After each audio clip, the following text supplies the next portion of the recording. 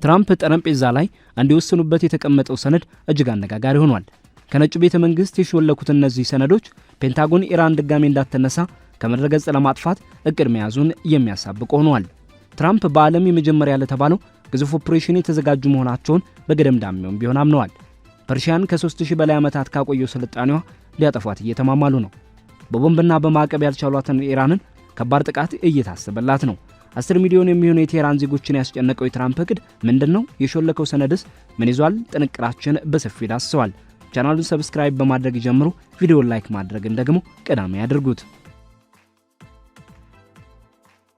ፕሬዚዳንት ዶናልድ ትራምፕ የፔንታጎን ከፍተኛ የጦር መኮንኖች ያዘጋጁትንና እጅግ ምስጢራዊ የሆነ የድንገተኛ ወታደራዊ ግዳጅ እቅድ በጥልቀት እየገመገሙ እንደሆነ ተሰምቷል። እንደ ዋይት ሃውስ ከፍተኛ ባለስልጣናት ገለጻና ዘ ዎል ስትሪት ጆርናል ዘገባ ከሆነ የታቀደው ወታደራዊ ተልዕኮ በኢራን እጅ የሚገኘውንና በከፍተኛ ደረጃ የበለጸገውን ወደ 1000 ፓውንድ የሚጠጋ ዩራኒየም በልዩ የኮማንዶ ስምሪት ጠራርጎ ለማውጣት ያለመ ነው።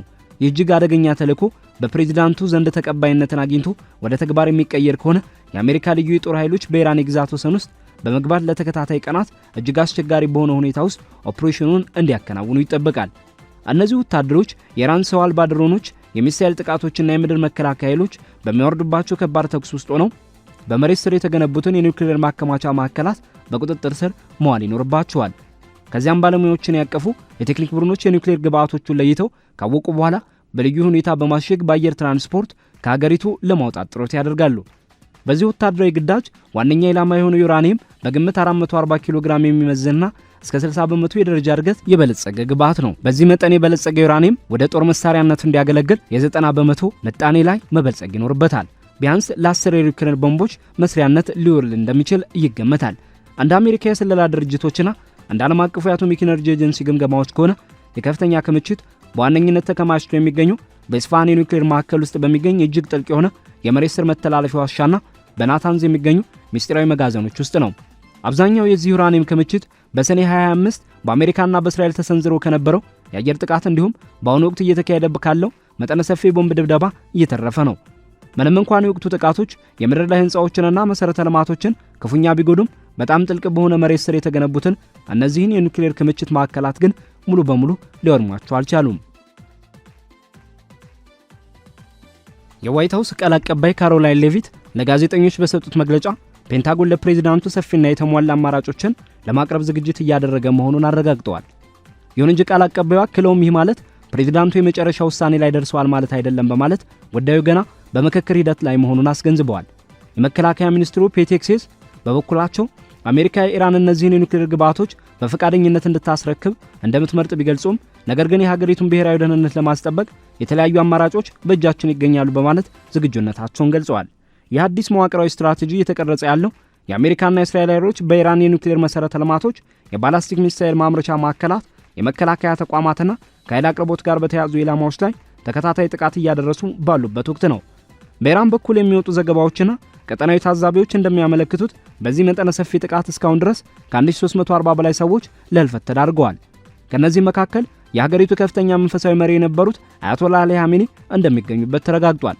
ኢራን በበኩሏ ለተሰነዘረባት ጥቃት ምላሽ ለመስጠት በወሰደችው እርምጃ በእስራኤል ላይ በቀጠናው በሚገኙ የአሜሪካ የጦር ሰፈሮች፣ በዮርዳኖስ፣ በኢራቅና የአሜሪካ ወታደራዊ ንብረቶችን በሚያስተናግዱ የባህረ ሰላጤው ሀገራት ላይ የድሮንና የሚሳኤል ጥቃቶችን ሰንዝራለች።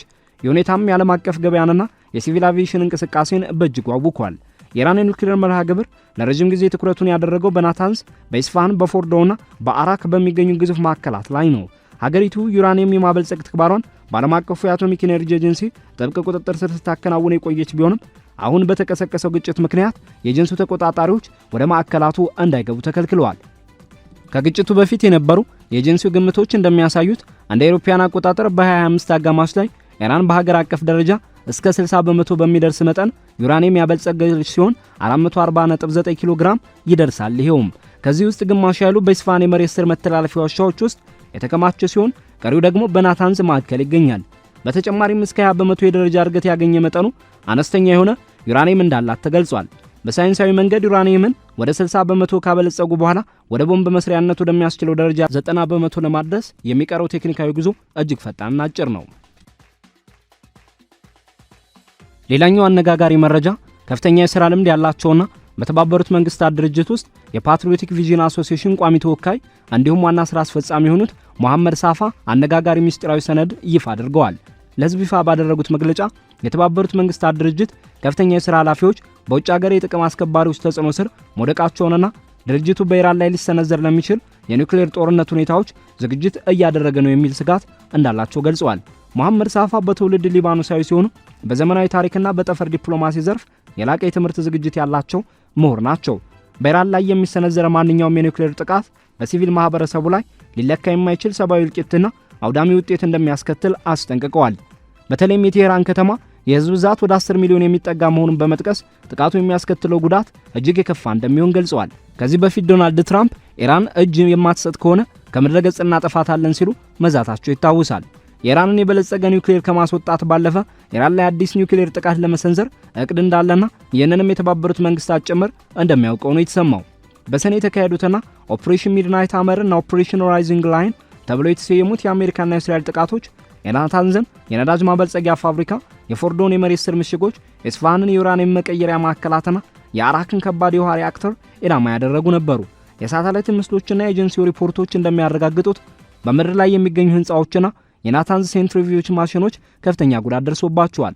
ሆኖም ግን በግራናይት ድንጋይና በከፍተኛ የአፈር ክምር ስር የተጠበቁት የስፋሃኑ ዋሻዎችና ጥልቅ የናታንዝ አዳራሾች አሁንም ድረስ ሳይፈርሱ መቆየታቸው ተረጋግጧል። በአሁኑ ወቅት እየተካሄደ ያለው ዘመቻ ደግሞ በያዚድ ግዛት የሚገኘውንና የአርዳካን የዩራኒየም ማምረቻ ፋብሪካን ጨምሮ በቴህራን በናታንዝና በስፋሃን የሚገኙ ተጨማሪ ኢላማዎችን መጥቷል። የአሜሪካ ማዕከላዊ ህዝብ ባወጣው መግለጫ የኢራን ሚሳኤል፣ ድሮንና የባህር ኃይል ማምረቻ አቅም ከ2/3 በላይ መውደሙን አስታውቋል። የዓለም አቀፉ የአቶሚክ ኢነርጂ ኤጀንሲ ዋና ዳይሬክተር ራፋኤል ግሮሲ በመጋቢት መጀመሪያ ላይ በሰጡት መግለጫ 200 ኪሎ ግራም የሚጠጋውና እስከ 60 በመቶ የበለጸገው ዩራኒየም አሁንም በስፋሃን እንደሚገኝና ቀሪው ደግሞ በናታንዝ መሆኑን ገልጸዋል። ኤጀንሲው የኢራን መንግስት በጣለው ገደብ ምክንያት ሙሉ መረጃ ማግኘት ባይችልም በስፋሃን የመሬት ስር ዋሻዎች መግቢያ ላይ የተሽከርካሪዎች እንቅስቃሴ መኖሩን በሳተላይት ታዝቧል። ኢራን እነዚህን መግቢያዎች ጥቃትን ለመከላከል ሲሉ በአፈር እንደሸፈኗቸው ይታመናል።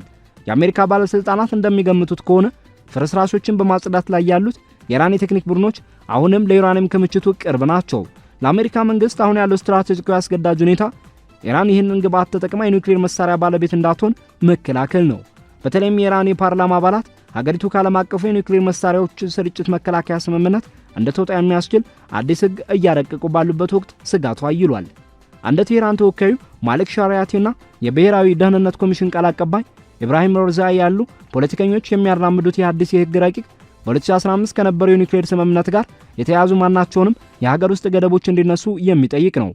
በተጨማሪም ኢራን ከብሪክስና ከሻንጋይ ትብብር ድርጅት አጋሮች ጋር ለሰላማዊ ኒውክሌር ቴክኖሎጂ አዲስ ትብብር ለመፍጠር እቅድ ይዛለች።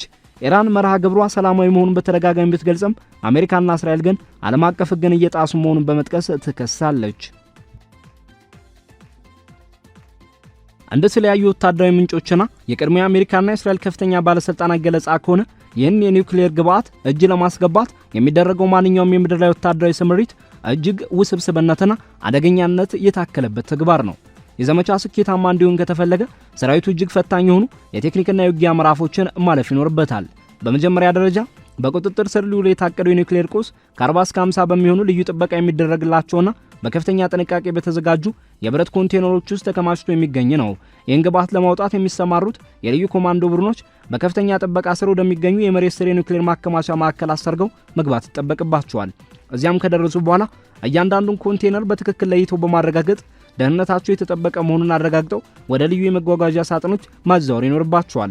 ይህ ሂደት ብቻውን ከፍተኛ ጊዜና ጥንቃቄ የሚጠይቅ ሲሆን ኮንቴነሮቹን በጭነት መኪና ውስጥ ላይ በመጫን ወደ አየር ትራንስፖርት መነሻ ነጥቦች ማጓጓዝን ያካትታል።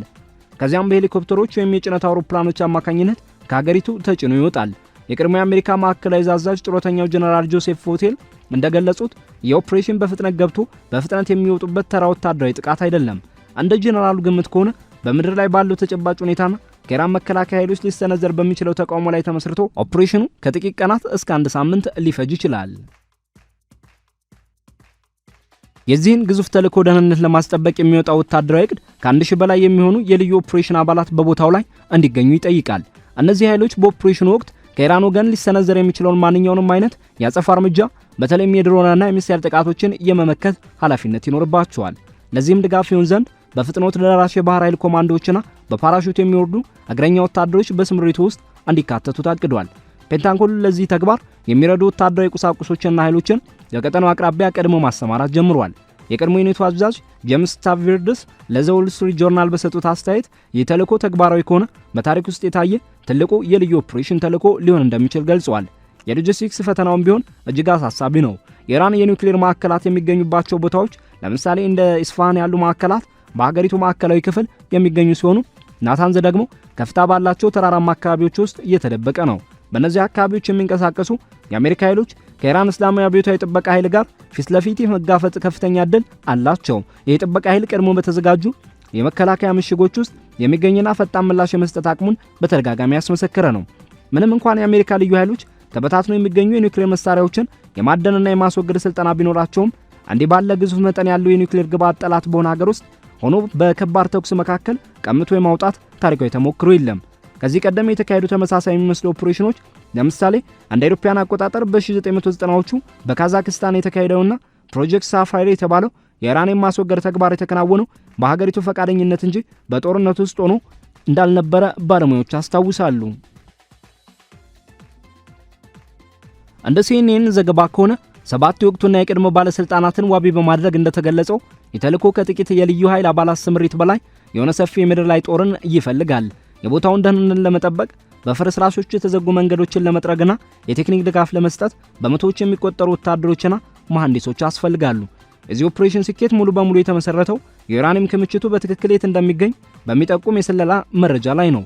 ይሁን እንጂ ኢራን የዓለም አቀፉ የአቶሚክ ኤነርጂ ኤጀንሲን ፍተሻዎችን በማገዷ ምክንያት በዚህ ረገድ ግልጽ ያልሆኑ መረጃዎች መኖራቸውን ለዘመቻው ሌላኛው ስጋት ሆኗል። ከኒውክሌር ተልዕኮ ጋር በተያያዘ መልኩ ፋይናንሻል ታይምስ እንደዘገበው ፕሬዚዳንት ትራምፕ የአሜሪካ ጦር የኢራን ዋነኛ የነዳጅ ኤክስፖርት ማዕከል የሆነችውን ሀርግ ደሴትን በቁጥጥር ስር የማዋለድ እንዳለ በይፋ ተናግረዋል። ፕሬዚዳንቱ ሲናገሩ ምናልባት ሀርግ ደሴትን እንይዛለን፣ ምናልባትም አንይዝም፣ በእጃችን ላይ ብዙ አማራጮች አሉ ብለዋል።